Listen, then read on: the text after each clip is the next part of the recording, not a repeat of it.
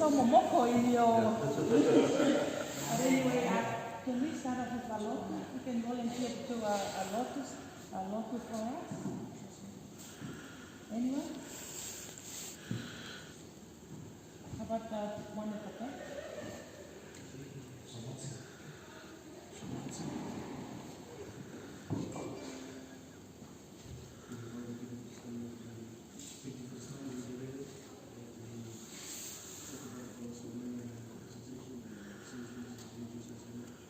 Amen. Hello. Okay, for those of you who couldn't go in my name is Rika Pusiaki, 49 years of age, and I understand this is your Pacific Performing Arts class? For some of us, it's for me, for some people for other classes. Oh, okay. Oh, yeah. So that's my field of practice. I am a Punake, and so is my partner, who's also a talking chief, Matapule.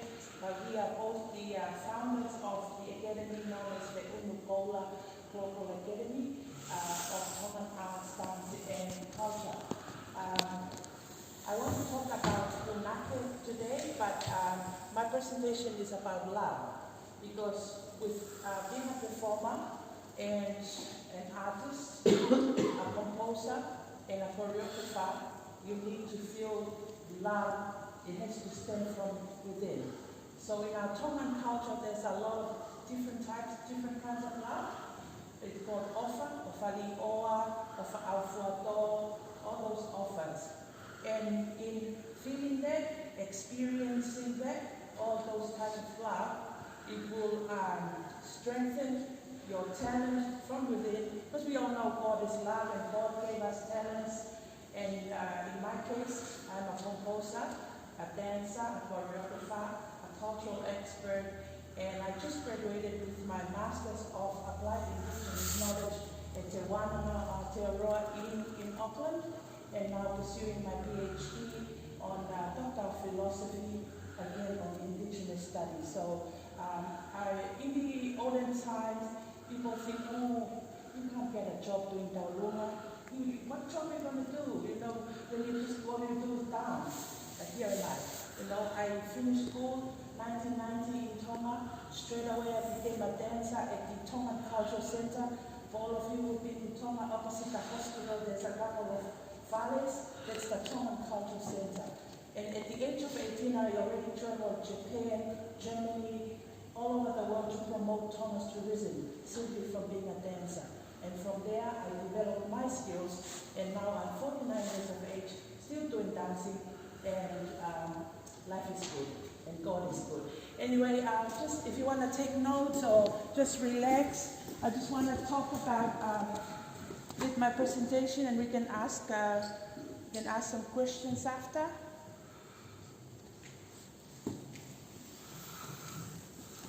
Can you guys all see that?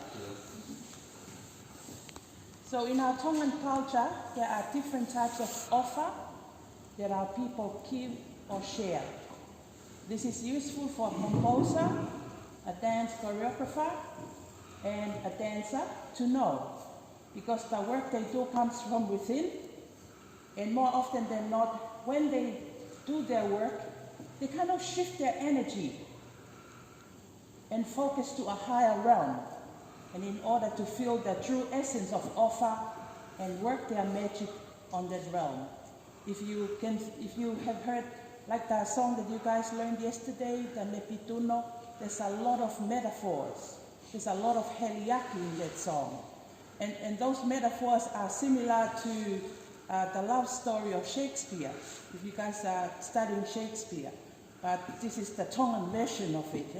So heliaki in our artistic storytelling, it's all about metaphors. So this is very similar with the ancient Greek beliefs. They also believe that there are 7 types of love. The first type of love is called eros in the Greek custom. They said that eros is a god of attraction and desire. In our Tongan culture, we call this type of love as ofa manako. This is when you start to like things. You start to like playing rugby, start to like eating certain food. In our Tongan language, the word Sai'ia is the literal translation of like. And from Sai'ia, that feeling develops into manako, more intense liking. Now, when it comes to the love life, you start off by liking someone, Sai'ia. Yes? Are you at that stage now? You Sai'ia on someone. And, for example, you Sai'ia ya mele if you are a boy, or you Sai'ia ya sione if you are a girl. And after a few days, weeks or months, it grows into manako. And when you can't handle the intensity of that feeling, that's when you decide to approach mele or sione to express your ofa manako. This type of love is the dangerous one because it's based on lust. But in this type of love, that's what drives the composers to compose songs to their ofa'anga or their sweethearts, because they experience that intense emotion. The second type of love is called philia. Philia is the type of love you have towards your siblings, your best friend. It's that sincere and platonic love that you become protective of your siblings or your best friend. In our Tongan culture, this type of love is known as ofa to ufue. You die for them if the enemy attack. You do anything for them, and this type of love has more power than ofa manako or eros. This type of love gives you the courage to build an empire from the start because you want to look after your siblings or even your bestest of friends. This type of offer exists when people share great understanding and respect. The third type of love is known in the Greek custom as ludus. This type of love is the playful love. We call it in Tongan, ofa to unga'a. You just love life. You love to have a good time, to enjoy good friends, good company. You don't need to have a reason for it. You just love for the sake of love, and you just want to enjoy life. This type of love often is short-lived. This is the type of love where you enjoy flirting with someone, a childlike, fun kind of love. These days, when people go on Tinder and some online dating platform, they just want to enjoy life. And this is ludus love or ofa to unga'a. It's all about having fun in the moment, the heat of the moment, with no regard to what might happen in the future. The next type of love is called pragma, standing in love. This type of love is when you found the one, your other half, and it's your forever love. It shows between a husband and a wife. It develops after a long period of time. Pragma is the highest form of love. They withstand the test of time and all the negative energies of the types of love I mentioned before. This is true commitment, and in our Tongan culture, this is what we call ofa mo'oni. You truly love the other person with your all, despite his or her many flaws. This type of love is called in Tongan ofa mo'oni. They often said that ofa mo'oni is when your heart and your head speaks the same language, speaks the same language. It's pragmatic, hence the reason why they say it's a standing in love rather than a falling in love.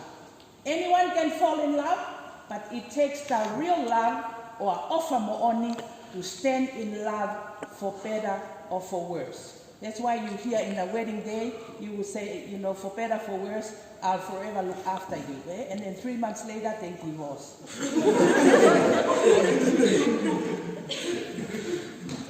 But that's our next type of love, ofa mo'oni. Eh? So try to remember the Tongan terminologies for all type of love, because once you experience it, you will be able further down in your life journey to compose songs to your loved ones, to your parents, to a sweetheart, even to your school. Anyway, moving on.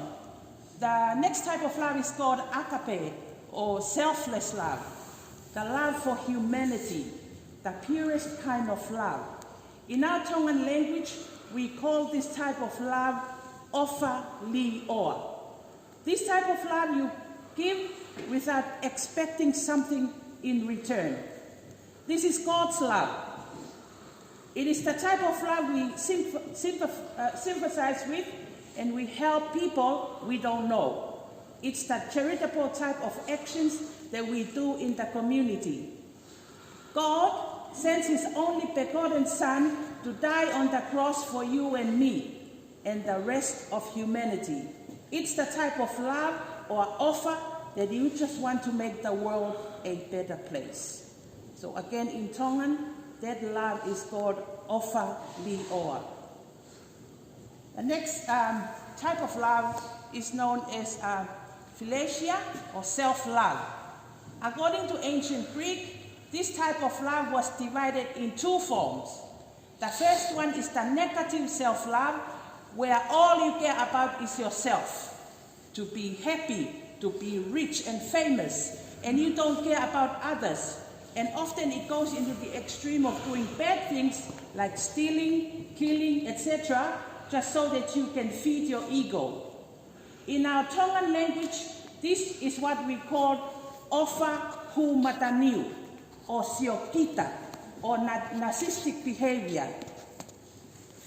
The other form of philatia is the positive self-love, where you want to improve yourself, take good care of yourself, and work on developing yourself into a better person each day. This type of love in Tongan is called Ofa Faka-Tonga, which was originated from when the royal families wore their kahoa kakala, or their sweet-smelling lace. Wherever they go, the fragrance of that kahoa travels afar.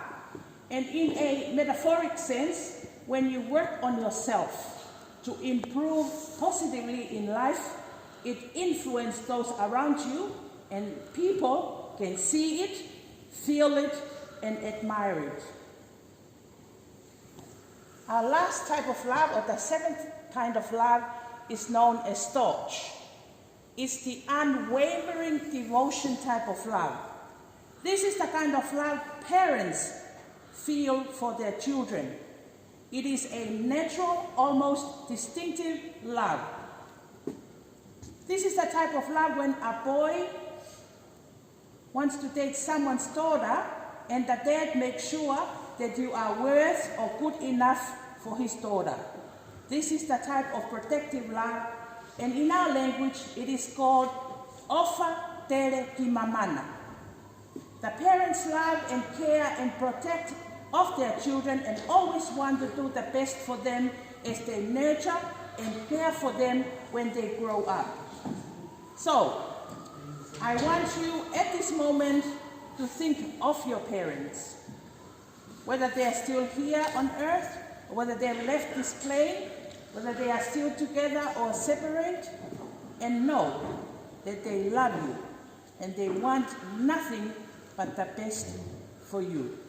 So that's our seventh type of love. It is called, in our Tongan language, Ofa Tere Ki Mamana. If you're lucky enough to experience each kind of love, you live a truly rich life. And as you grow older and become more wiser, you will use those experiences easily in your field of practice in the arts sector. You can compose, you can choreograph, you can write plays, etc., stories, movies, and even create games. I know some of you are onto Fortnite and all that. But if you experience all this in life, you'll be able to create things for you in your future. In your studies, you can also do well if you experience all this love, but the Ofa li'oa from God, agape, that's the purest of all. So I hope you kind of understand my presentation, and in your studies I know you have a purpose within you. And as our motto says, o tua mo tonga, ko hoku tofi a, wa God and Tonga are my inheritance. Yes, God is love. Yes, God is love. God is good all the time. Hallelujah. Amen. Hallelujah. Amen.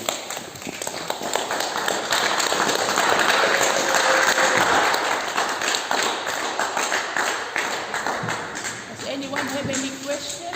Just going back to, you talked about the two, what was it? The two, I don't know if self-centered's the word. The Ofa Faka-Tonga and Ofa Faka-Tonga. Yeah. So what was the difference between them? One was So negative and one was negative, positive. yes. So when you're egocentric, Oh, so yeah. it's all about you. That's Ofa Faka-Tonga. Yeah. You don't care about the others. Yeah. And you would go to the extreme, even stealing and murder someone to get what you want, because you all you care about is yourself. Yeah. That's the negative of that type of love. Yeah. And the positive is the Ofa Faka-Tonga is when you love yourself but in a positive manner. You want to look after yourself. You develop, like for now you're studying, but you're already planning to move on to tertiary study, or all that. So that's the difference between that love. Okay. That's cool. Any other question? Which type of love are you at now? The love of food, eh? So you're still in the Ofa Manako stage? Yeah. You're starting to like things. Not only in the love life area, you love to start to pursue your career in certain paths now. So that's Saia. Have you heard of the word Saia before, eh? So yeah, Sai. I like food, I like certain things, including I like mele or I like sione. Yeah. That's Saia. So from the Saia, it develops into Manako. Yes? Oko Manako he akapulu. Oko Manako he performing arts. And also, oko Manako ya sione, oko Manako ya mele. So it develops from Saia to Manako. How do we, this is specifically, especially in our poly club, we've got a lot of issues with the boys showing that whakaapa to like the rest of the team. And talking about these concepts, like how do we communicate that, like, they're not showing the right or far? So, like for example, even right now as you're giving your presentation, some of the boys are being disrespectful by not being quiet as you're communicating, like you still hear them now. So it's like, how do we explain that they are crossing that line in terms of like, like Tonga Kaupapa or like, or even these concepts of Ofa? How would we best respond to them, do you think? Like how do we break this down for them to show that they are not showing the Ofa or the whakaapa that needs to be there? I think you need to have a one-on-one with them to reset their focus on what's the purposes of them being here. And then going through all these 7 types of love, they would include the offer from the parents, and platonic offer, the tauhiba. Yeah. So I think it's a matter of the leaders using these models of understanding and have a one-on-one session with, because boys can be boys, and girls can be girls. It's a phase, but it's just to re-inject into them the main purposes of why they come to school. And always plan ahead. You won't be here forever. You won't be 16, 17 forever.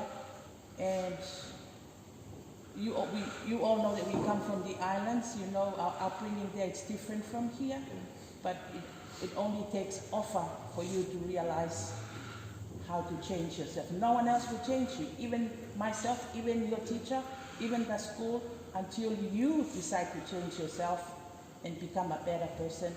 That's self-love. Yeah, because I think with when I think about when we work with our young people, we also have to be mindful that not everybody was raised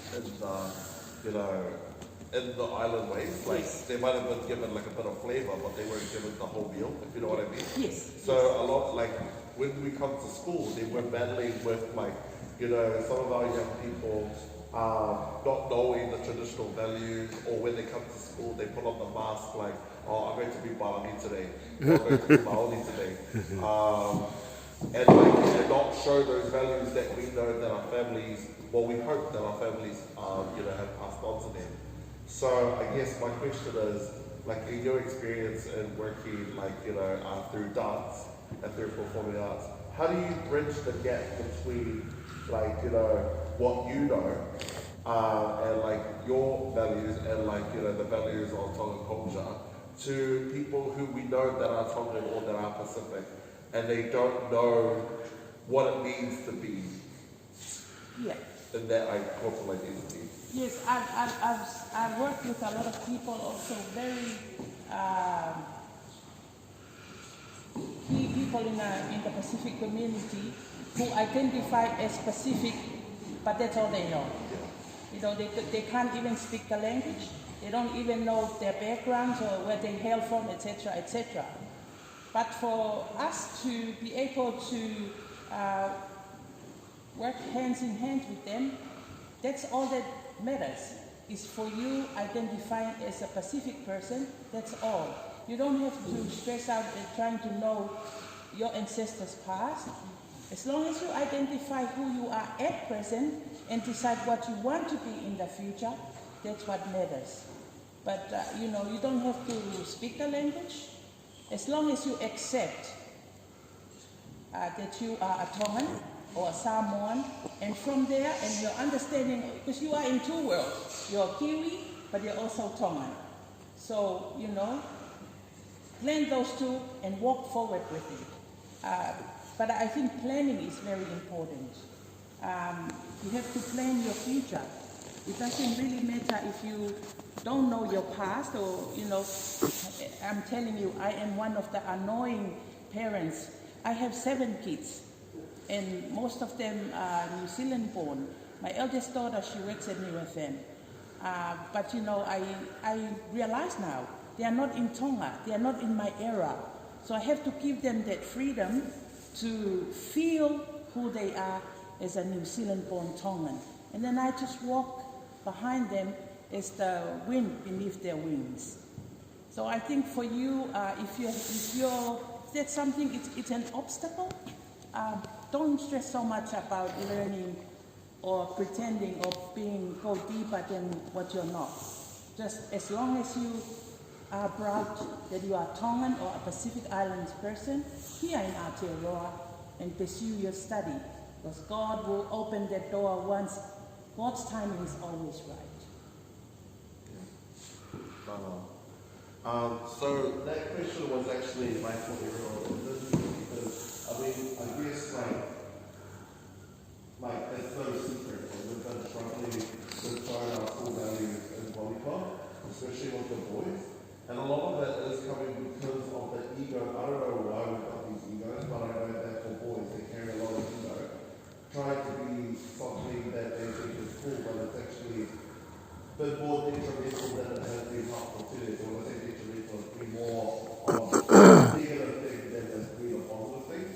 And I guess, and I'm glad that we're learning about the 7 types of Ofa, because a lot of it is coming down to the Ofa that you show that you show yourself in the group, that you show towards each other, and that you show to, I think it's more to yourself as well, because I don't know what's going on with the boys, and I don't like to make the descriptions of how you be, but because it's your actions that have been more obvious to us, that's been the most vivid And right now the actions are showing that you don't care for yourself, that you don't respect yourself enough to participate in the group in a respectful way. And I'm glad that we went through the different types of ofa, because the one that I think that's been missing a lot is the ofa, which is the understanding and the respect between each other. And I just want to know, and this is a question to everyone in here, what have been some of the reasons why we haven't been able to show that type of ofa, like that type of ofa, like the respect towards each other? Is it because like we just we're making the choice to not respect each other? Is it because we're trying to be funny and we want that attention because no one else is doing